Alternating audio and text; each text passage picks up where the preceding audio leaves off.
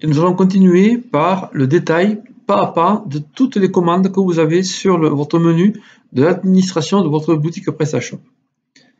En tout premier, quand vous arrivez sur votre boutique, vous enlevez le mode démo pour ne pas être embêté par des chiffres qui apparaissent de droite et de gauche, et vous allez mettre votre boutique en maintenance.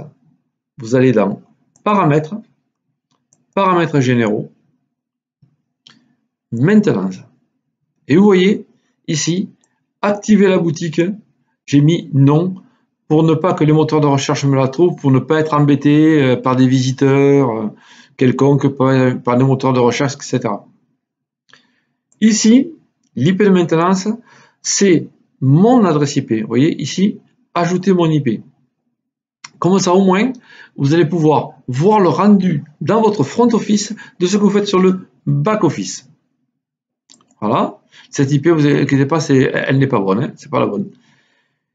Et ici, vous allez mettre, là évidemment c'est en anglais, vous allez mettre la phrase qui va apparaître lorsque les gens vont arriver sur votre boutique. Mais vous pouvez la laisser en anglais pour l'instant, on la changera lorsque la boutique sera en production et que vous aurez des mises à jour à faire, que vous serez obligé de mettre votre boutique en maintenance. À ce moment-là, on mettra ici quelque chose de plus fun, quoi, de plus sympa. Voilà.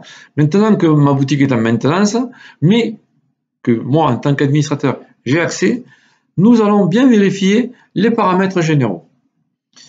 Dans les paramètres généraux, d'abord, activer le SSL. Le SSL, c'est la connexion sécurisée entre l'ordinateur de votre client et votre boutique.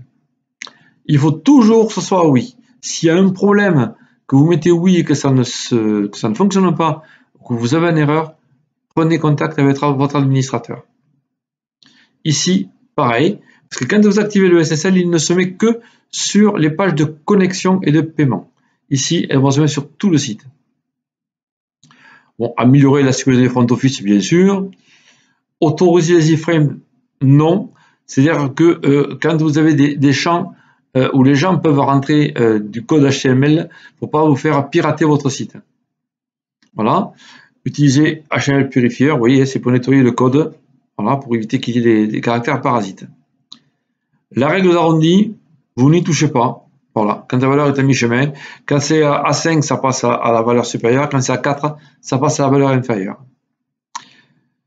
Le type d'arrondi, alors ça, l'arrondi, c'est déjà un peu plus compliqué. Si vous voulez l'arrondi à la ligne ou si vous voulez l'arrondi en pied de facture, ça, c'est quand vous avez des remises à la ligne. On verra ça avec les réductions. Bon, nombre décimal 2, évidemment. Hein. Est-ce que vous allez afficher sur votre site les marques et les fournisseurs? Si oui, oui. Si vous ne voulez pas que les gens connaissent vos marques et vos fournisseurs, vous cliquez sur non. Voulez-vous afficher les meilleures ventes? Toujours pareil, hein, oui ou non. Activer le multiboutique. Alors, le multiboutique, fortement déconseillé. Enfin, moi, je le déconseille. C'est-à-dire que vous allez avoir plusieurs boutiques avec la même base de données, il y avait le même stock. Si vous avez plusieurs boutiques, vous avez plusieurs sites. Voilà, c'est ce que je vous conseille. Ici, choisissez votre activité principale. Je vais mettre mode et accessoires. Voilà. Et puis, vous enregistrez. Voilà.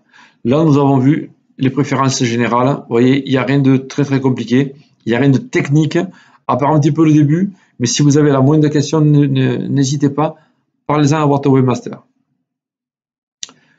Nous allons maintenant voir les commandes. Dans les commandes, il y a deux onglets, commandes et état des commandes. On va commencer par ça, par les états. Une commande, elle a un état. Elle est livrée, elle est expédiée, elle est annulée, elle est remboursée. Il y a des erreurs de paiement, paiement accepté, remboursement partiel en attente, etc. Tous ces états ont été préparés par PrestaShop. Et pratiquement tous sont liés à un mail qui est envoyé. On verra plus tard comment gérer ces mails. Voilà, vous avez plusieurs types de mails envoyés. Et vous avez ici, envoyer une mail au client, oui ou non. Est-ce que ça concerne la livraison, oui ou non. Est-ce que ça concerne la facture, oui ou non. Voilà. Un bon conseil, Vous pouvez en créer, hein, c'est pas interdit parce que vous avez ici le symbole plus pour pouvoir en ajouter. Beaucoup de traitements des commandes se fait avec ces codes-là. Si vous en rajoutez et que vous passez de l'étape 20, vous en créez un à l'étape 20 et que vous revenez après à l'étape 6 ou à l'étape 5, PrestaShop risque de ne pas tout comprendre. Donc, ce que je vous conseille, vous n'y touchez pas, vous gardez exactement celle que vous avez là. Et ici, vous avez les états de retour. Quand quelqu'un vous fait une demande de retour, il y a évidemment une attente de confirmation de votre part, attente du colis, colis reçu, colis retour refusé, retour terminé. Ça, c'est au cas où vous gériez les retours. Voilà, pour l'onglet des commandes. Ici, paramètres généraux des commandes, c'est afficher le récapitulatif final, c'est-à-dire les adresses, le mot de livraison, le panier, juste avant que la personne valide. Moi, je vous le déconseille pour la bonne et simple raison, c'est que c'est une étape de plus. La personne peut réfléchir et ne pas aller jusqu'au bout. Voilà. Activer la commande express sans création de compte. Ça, je vous le déconseille aussi. Il faut créer les comptes pour la bonne et simple raison que vous récupérez les adresses mail pour pouvoir après faire du marketing avec. Alors, dans une commande express et dans une commande normale, la différence, c'est que le client est enregistré sur votre site.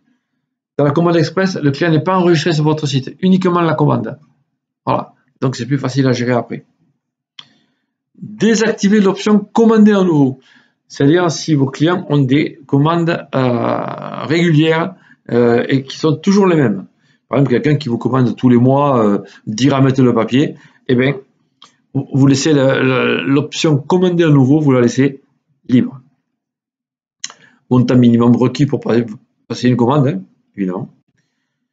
Est-ce que vous voulez recalculer les frais de port après la modification de la commande? Oui, c'est-à-dire que PrestaShop calcule automatiquement les frais de port. Est-ce que vous avez des conditions générales de vente? Oui, ça je vous le conseille, on en a parlé déjà. Et quelle est la page qui contient vos conditions générales de vente? Voilà, enregistrer parce qu'on vient de modifier. Après, proposez-vous des emballages cadeaux, c'est les tarifs, taxes. Proposez-vous des emballages recyclés, oui ou non. Et là, nous avons terminé dans les paramètres de la boutique, paramètres généraux et commandes. Dans un prochain, nous verrons produits et clients. Bonne journée.